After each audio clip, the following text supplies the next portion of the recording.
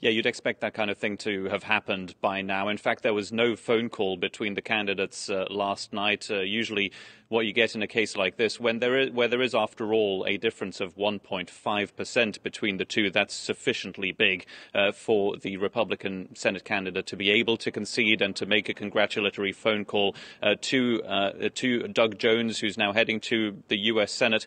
None of that has happened so far. We're expecting this to straighten itself out, though, because a recount is pretty much impossible here in Alabama, except if the candidate himself and his campaign decide to pay for one.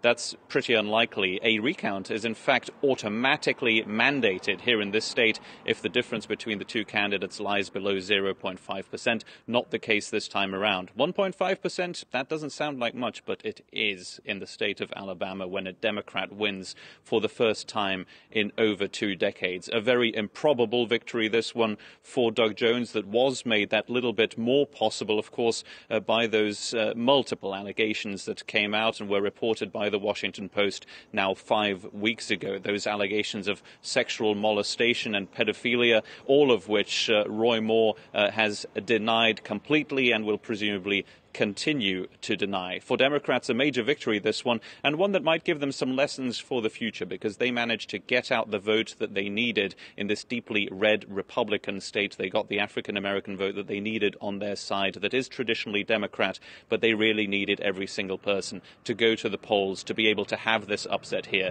in Alabama. Something that we here certainly consider the biggest political upset in the United States since the presidential election of 2016. Next, the U.S.